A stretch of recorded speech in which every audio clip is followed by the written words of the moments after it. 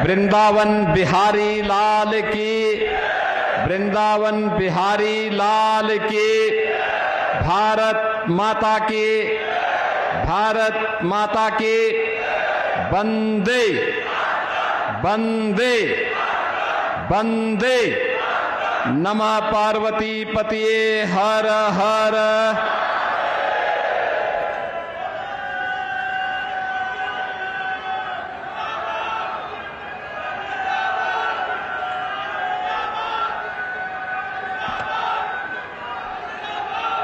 बिजनौर जनपद के बिजनौर और चांदपुर विधानसभा की परियोजनाओं के लोकार्पण और शिलान्यास के लिए आयोजित आज के इस कार्यक्रम में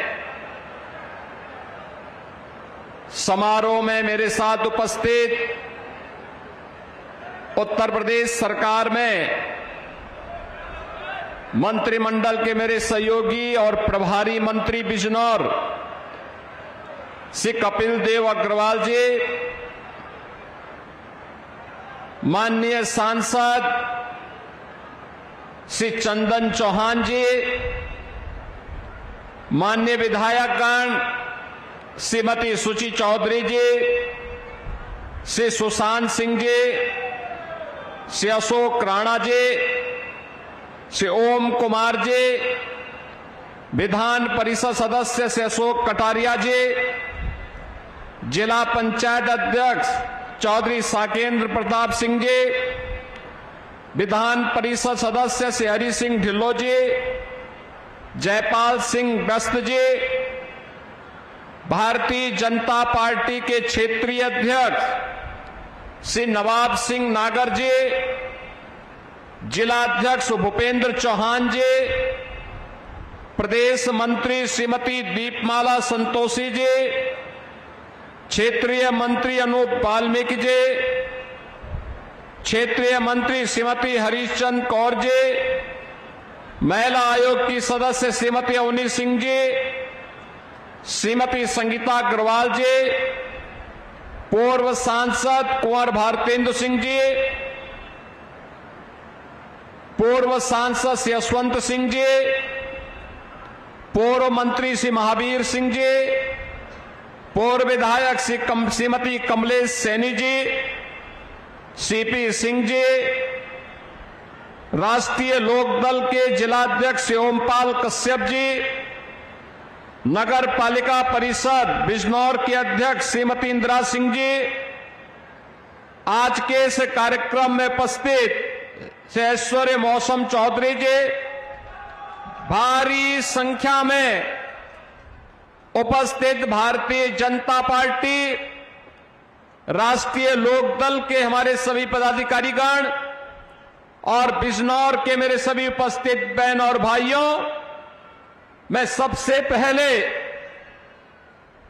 मां गंगा की पुण्य धारा से अभिसिंचित महात्मा विदुर की इस पावन तपोभूमि, जहां 5000 वर्ष पहले लीलाधारी श्री कृष्ण ने आकर के उनका सानिध्य प्राप्त किया था, ऐसी पावन धरा को जिसने देश के अंदर अनेक विभूतियों को जन्म दिया, ऐसे महान समालोचक पंडित पदम सिंह शर्मा, संपादक आचार्य पंडित रुद्रदत्त शर्मा, अबुल फजल व फैजी, महान वैज्ञानिक डॉक्टर आत्माराम, हिंदी गजल के मसीहा के रूप में जिनकी गजलें लोग आज भी अपने भाषण की धार के लिए इस्तेमाल करते हैं, ऐसे दुष्यंत कुमार जी,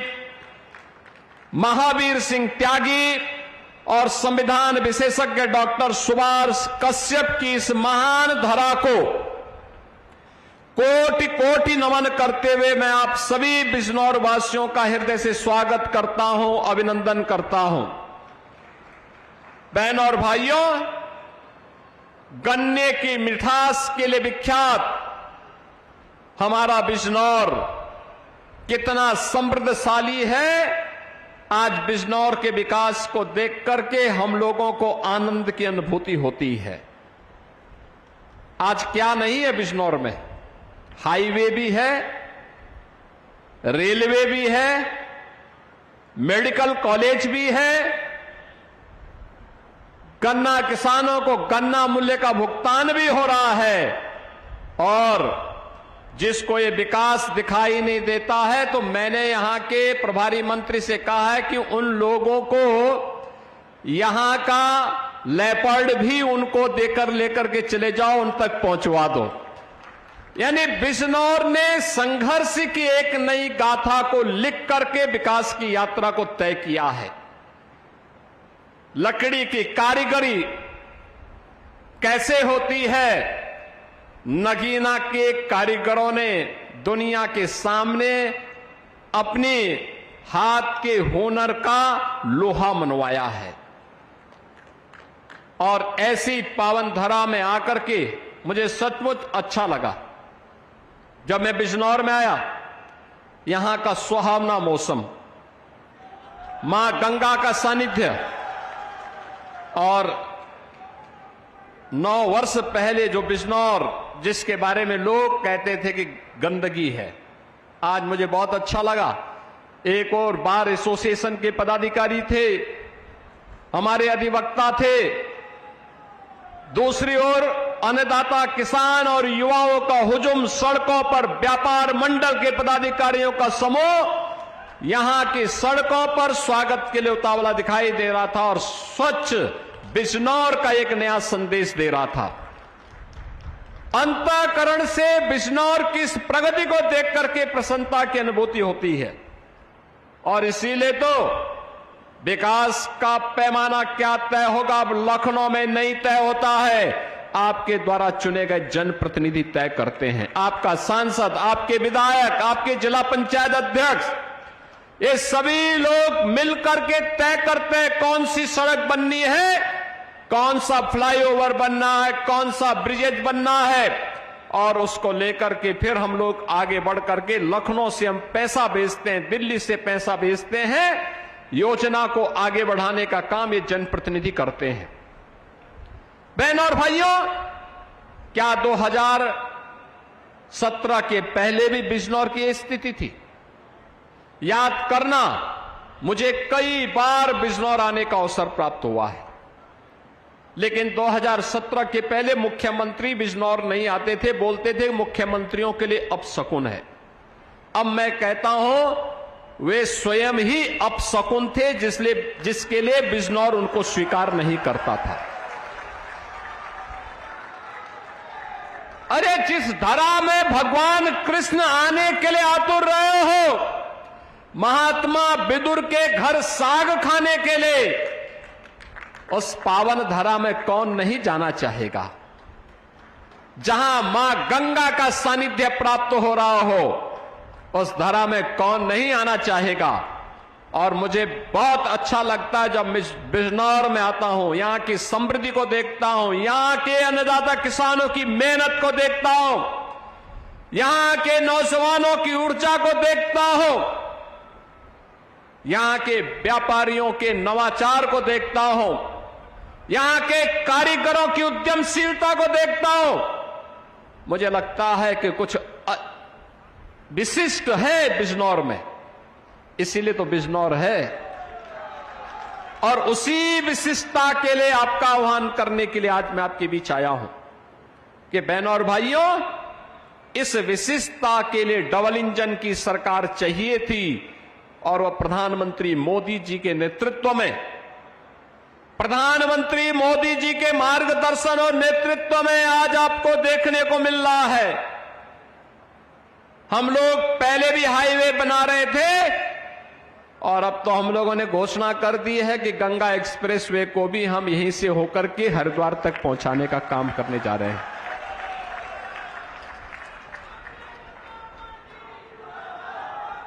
अब मेडिकल कॉलेज भी है, तो बिजनौर में नर्सिंग कॉलेज का भी अब आधारशिला रख करके इस काम को तेजी के साथ आगे बढ़ा दिया गया है।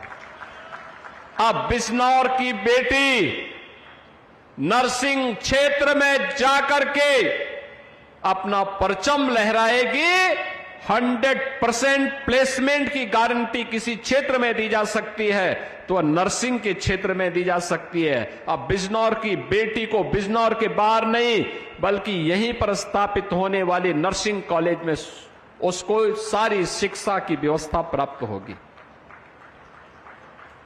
बहनों और भाइयों, यह काम सत्र के पहले भी हो सकता था। याद रखना, अन्नदाता किसानों ने मुझसे कहा था, ये हमारे जनप्रतिनिधि ओम कुमार हो, सुशांत हो या फिर यहां पर हमारे अशोक राणा जी हो या अशोक कटारिया जी हो, इन सभी लोगों ने, चंदन चौहान जी हैं, जयंत चौधरी जी हैं, इन लोगों ने मुझे प्रस्ताव दिया था गन्ना किसानों के गन्ना मूल्य का दाम बढ़ना चाहिए। मैंने कहा कितना चाहिए? इन्होंने कहा 400 तक हो जाता तो बहुत अच्छा रहता। हमने कहा चिंता मत करिए, हम 400 ही कर देंगे। बहनों और भाइयों, याद करिए 2017 के पहले 10-10 वर्षों तक गन्ना मूल्य का भुगतान नहीं होता था। कोई नई वैरायटी नहीं दी जाती थी।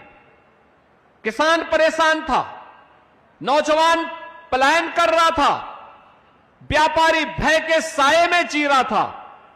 भय किस कदर था? 2016 में देश की सबसे बड़ी इन्वेस्टिगेशन एजेंसी एनआईए के डिप्टी एसपी और उनकी पत्नी का भी यहां पर गोली मार करके यहां के गुर्गे और माफियाओं ने गोली मार करके हत्या कर दी थी। ये अराजकता थी बिजनौर में। सामान्य नागरिकों की क्या हाल रहे होंगे। और आज मुझे अच्छा लगता है, आज मुझे अच्छा लगता है कि हमने जो संकल्प लिया था अपराध मुक्त, अपराधियों से मुक्त उत्तर प्रदेश, आज वह बिजनौर भी माफिया और अपराध से मुक्त होकर के विकास के पथ पर तेजी के साथ अग्रसर हो रहा है। बहनों और भाई,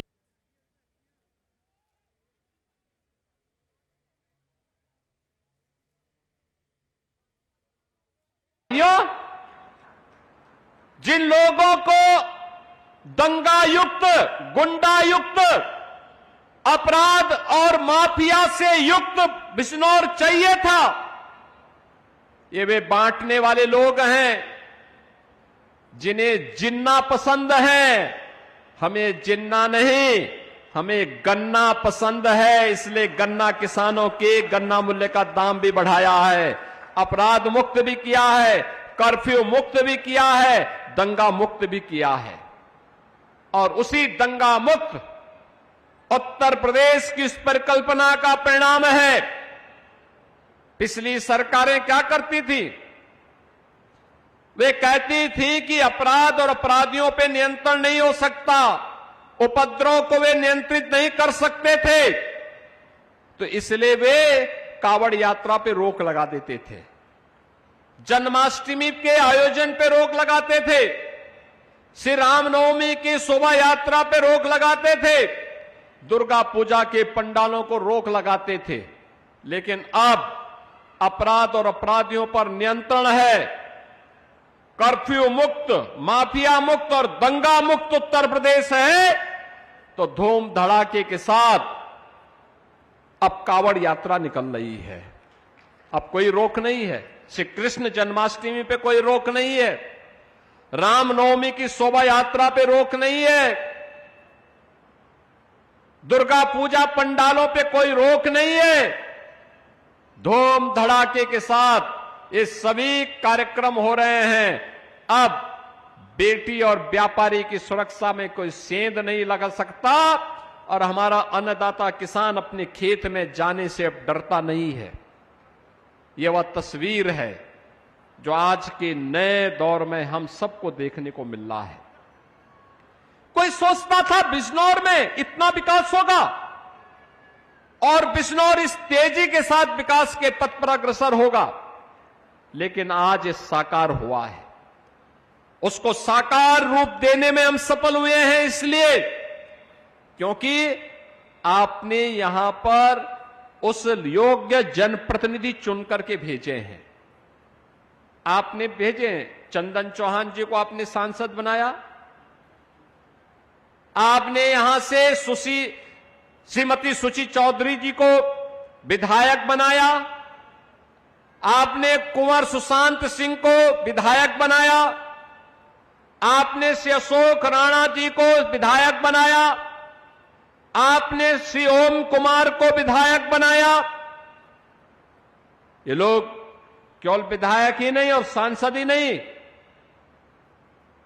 जब बिजनौर में है तो जनता के बीच, और बिजनौर के बाहर हैं तो दिल्ली में या लखनऊ में जाकर के बिजनौर के विकास की योजना की पैरोकारी करते हैं। वहां पर एक एक मंत्री के साथ बैठक करते हैं, मेरे साथ बैठक करते हैं, और फिर उन योजनाओं को यहां जमीनी धरातल पर उतारने के लिए प्रयास जो करते हैं, वह प्रयास आज बिजनौर के अंदर देखने को मिल रहा है। बहनों और भाइयों, महात्मा विदुर की उन स्मृतियों को लेकर के आज बिजनौर मजबूती के साथ आगे बढ़ रहा है, और उन्हीं बातों को लेकर के आज मुझे बिजनौर में 1000 करोड़ रुपए की मात्र 2 विधानसभाओं की बात कर रहा हूं। पिछले दिनों में बड़ा पूर्ण आया था और उस समय मैंने बुरहानपुर में सैकड़ों करोड़ की परियोजनाओं का लोकार्पण और शिलान्यास किया था, और वहां पर मुझे लगभग 3000 उन पाकिस्तान और बांग्लादेश से विस्थापितों को उनके जमीन के पट्टे उनको उपलब्ध करवाने का भी अवसर प्राप्त हुआ था, जो लोग लगभग 8 दशक से इंतजार कर रहे थे। 8 दशक से जिनके साथ न्याय नहीं हो पाया था। देश का विभाजन कांग्रेस के पाप के कारण हुआ, लेकिन खामियाजा इन सिख बंधुओं ने भुगता था। इन सिख बंधुओं ने भुगता था, पंजाब से आने वाले इन बंधुओं ने भुगता था, बांग्लादेश से आने वाले इन बंधुओं ने भुगता था। आज भी आप देखते होंगे बांग्लादेश में क्या पाप होता है। वहां पर दलित मारा जाता है, लोगों के मुंह बंद हो जाते हैं, कोई बोलता नहीं। उनके घर जलाए जाते हैं, कोई बोलता नहीं है। योगेंद्र नाथ मंडल के पाप के कारण ये हत्याएं हो रही हैं। बहनों और भाइयों, जब ये देश आजादी की लड़ाई लड़ रहा था, उस समय देश के अंदर 2 ऐसे महापुरुष थे जो उस समय दलितों की आवाज बनकर के देश की आजादी की लड़ाई में अपना योगदान देते थे। एक थे बाबा साहब डॉक्टर भीमराव अंबेडकर, और दूसरा नाम था श्री योगेंद्र नाथ मंडल का। बाबा साहब भीमराव अंबेडकर सदैव भारत के अंदर भारत की आजादी के लिए ब्रिटिशर के खिलाफ लगातार मोर्चाबंदी किए थे, लगातार लड़ते रहे। योगेंद्र नाथ मंडल भी इस लड़ाई को मजबूती के साथ आगे बढ़ाते रहे। कांग्रेस ने बाबा साहब भीमराव अंबेडकर को हमेशा अपमानित करने का काम किया, लेकिन जब देश की आजादी नजदीक आई, बाबा साहब भीमराव अंबेडकर मजबूती के साथ देश की आजादी की लड़ाई से जुड़े रहे। लेकिन योगेंद्र नाथ मंडल मुस्लिम लीग के बहकावे में आ गए। यह देश आजाद होता है, बाबा साहब भीमराव अंबेडकर भारत के न्याय और कानून मंत्री बनते हैं। योगेंद्र नाथ मंडल पाकिस्तान चले जाते हैं, वे पाकिस्तान के कानून मंत्री बनते हैं। परिणाम क्या? देश का विभाजन होता है। विभाजन के बाद भी हिंदुओं का कत्लेआम नहीं रुकता है। योगेंद्र नाथ मंडल पाकिस्तान के प्रधानमंत्री से कहते हैं कि ये कत्लेआम रुकना चाहिए। तो वहां के प्रधानमंत्री ने कहा कि हम नहीं रोक सकते क्योंकि हमने तो इस्लामिक स्टेट के रूप में पाकिस्तान को मान्यता दी है। योगेंद्र नाथ मंडल को अपनी जान बचा करके भाग करके वापस हिंदुस्तान आना पड़ा था। 1950 से लेकर के अगले 15-17 वर्ष वह व्यक्ति गुमनाम जीवन जी करके हमेशा के लिए इतिहास में विलीन हो गया। बाबा साहब भीमराव अंबेडकर, जिन्होंने देश के वंचितों के लिए, दलितों के लिए, पिछड़ों की लड़ाई को लेकर के लड़ाई लड़ते रहे, आज भारत के अंदर, दुनिया के अंदर वंचितों और दलितों के मसीहा के रूप में सारे समाज के लिए पूज्य हो गए। बहनों और भाइयों, ये है दो उन महापुरुषों की लड़ाई। एक ने देश के हित में काम किया था, एक ने देश के विभाजन के लिए कार्य किया था। और मैं ये बात आप सबसे इसलिए कह रहा हूं क्योंकि कुछ लोग फिर से आ गए हैं जो योगेंद्र नाथ मंडल बनना चाहते हैं। नाम बाबा साहब का लेंगे लेकिन काम योगेंद्र नाथ मंडल का करेंगे। वे काम योगेंद्र नाथ मंडल का काम कर रहे हैं। मैं देखता हूं जब दलितों का पीड़न होता है उनके मुंह में फेविकोल लग जाता है, और जब जाति के नाम पर हिंदू को लड़ाना होता है तब वह दलित को जाट के साथ, दलित को ब्राह्मण के साथ, दलित को गुर्जर के साथ, दलित को क्षत्रियों के साथ, दलित को वैश्यों के साथ लड़ा करके सामाजिक ताने बाने को छिन्न भिन्न करने का पाप कर रहे हैं। बहनों और भाइयों, हम सबको इस प्रकार की उस दुष्प्रवृत्ति से जो देश को विभाजित कर रही है, कमजोर कर रही है, उसे सतर्क और सावधान होना होगा। ये लोग सामाजिक ताने बाने को छिन्न भिन्न करना चाहते हैं। इनका विकास का कोई एजेंडा नहीं, समाज को बहकाने का काम कर रहे हैं। अराजकता और गुंडागिर्दी के बल पर गरीबों की आवाज को दबाना चाहते हैं। यह स्वीकार्य नहीं होना चाहिए, हरगिज नहीं। मैं आपको आश्वस्त करने के लिए आया हूं। आपने डबल इंजन सरकार के कार्य को पिछले 10 वर्ष के अंदर देखा है।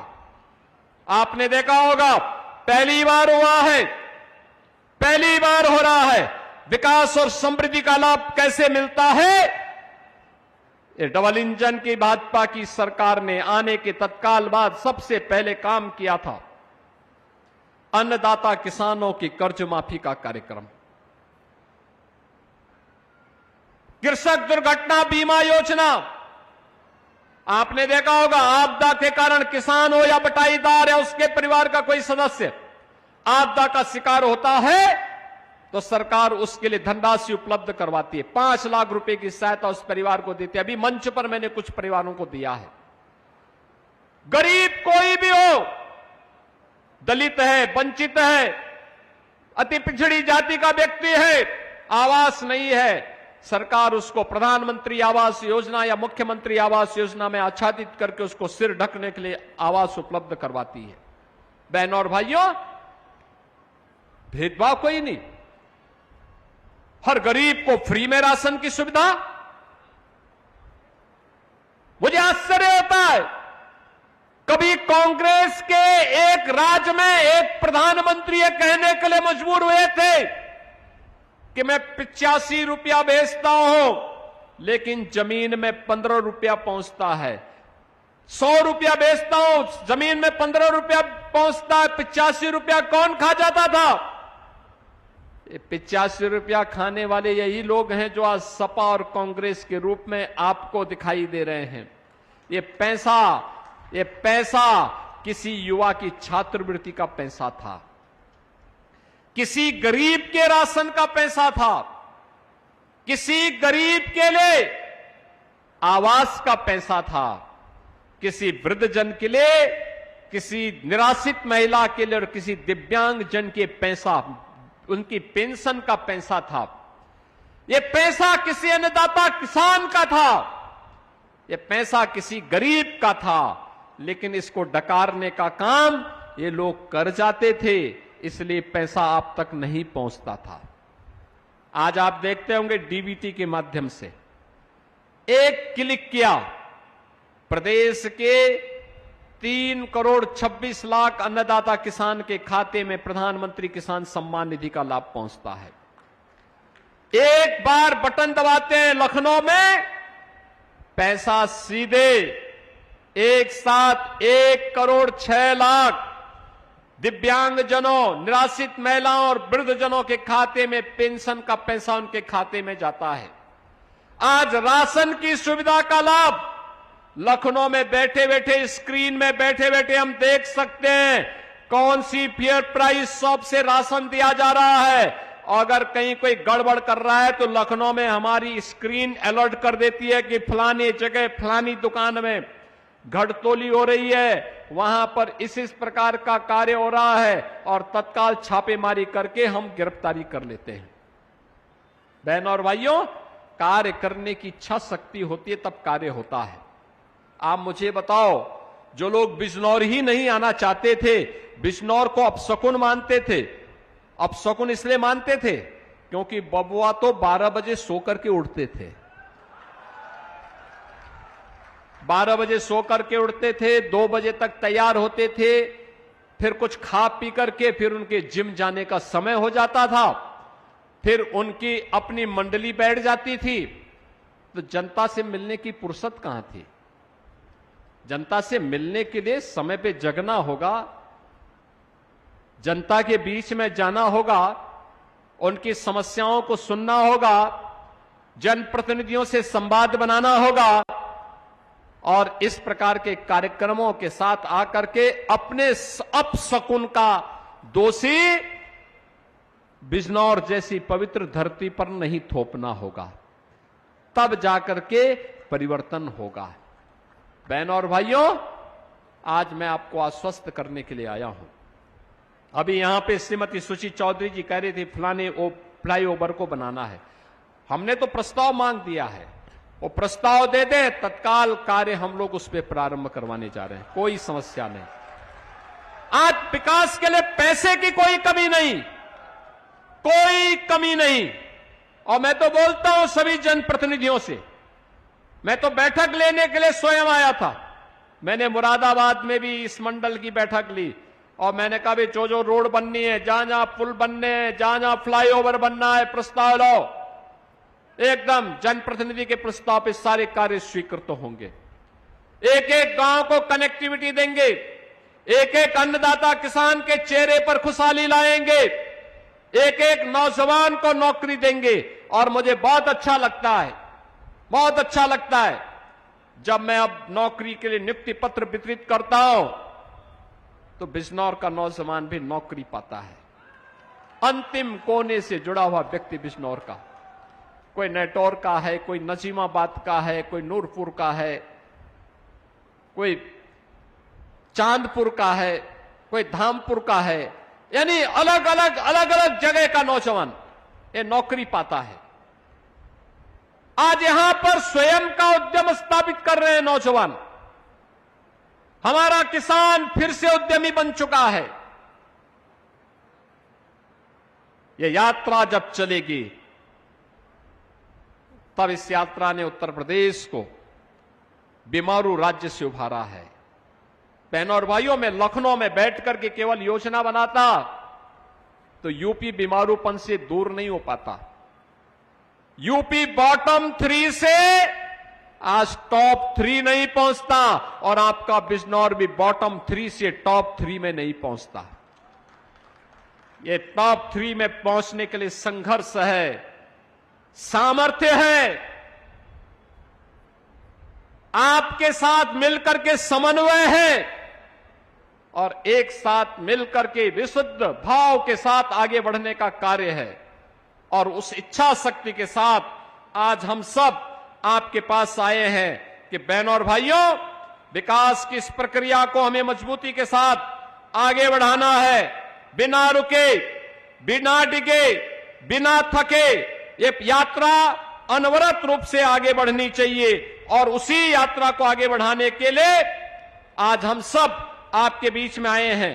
1,000 करोड़ रुपए की इन परियोजनाओं के लोकार्पण और शिलान्यास के लिए, जिसमें आपके यहां हमने पहले भी कहा कि यहां पर बहनों और भाइयों, गन्ना मूल्य का भुगतान, साथ साथ आजादी के बाद नजीमाबाद ब्लॉक का एक गांव पड़ता है हल्दू खाता।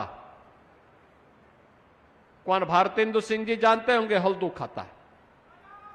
बहनों और भाइयों, हल्दू खाता में आजादी के 70 वर्षों के बाद भी बिजली नहीं आई थी। हमारी सरकार, जब डबल इंजन की सरकार आई, हमने वहां बिजली पहुंचाने का काम किया है। और अब मुझे बताते हुए प्रसन्नता है कि गंगा एक्सप्रेसवे की कनेक्टिविटी को हम मजबूत कर रहे हैं। गोरखपुर शामली एक्सप्रेसवे, गंगा बैराज पर पुल की तैयारी भी हमारी चल रही है। ये मजबूती के साथ आगे बढ़ने जा रहा है। यहां पर मोहम्मदपुर देवमल में मिनी स्टेडियम के निर्माण का कार्य किया जा चुका है। विकासखंड सियोहरा में मिनी स्टेडियम का निर्माण कार्य प्रारंभ किए जाने की तैयारी चल रही है।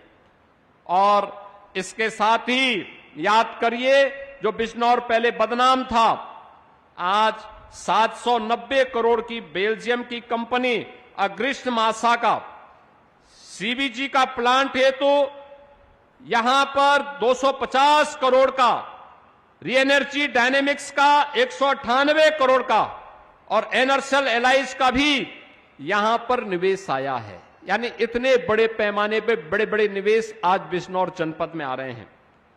यहां पर विदुर प्रेरणा स्वदेशी ब्रांड, यहां पर आज यहां की एक मजबूत पहचान बन रही है। और उस पहचान को आगे बढ़ाने के लिए सरकार ने जो कदम और आगे बढ़ाए हैं, यहां पे मेडिकल कॉलेज का निर्माण पहले ही हो चुका है। यहां पे नर्सिंग कॉलेज और छात्रावास का भी आज लोकार्पण का कार्यक्रम उसके साथ ही किया जा रहा है। ग्राम रावली स्थित कर्णव्यास ऋषि आश्रम पर पर्यटन विकास का कार्य भी आज पूरा हो गया है। राजकीय महिला आईटीआई जहांगीरपुर, मंडारा, ज्ञानपुर, जलीलपुर, चांदपुर का भी लोकार्पण का कार्य किया जा रहा है। विकासखंड मोहम्मदपुर देवमल में police line Bijnor transit hostel का लोकार्पण, गंगा नदी पर निर्मित चौधरी चरण सिंह मध्य गंगा बैराज के बाएं अपलक्ष बंद पर पुनरुद्धार एवं सुरक्षात्मक कार्यों का लोकार्पण भी हो रहा है।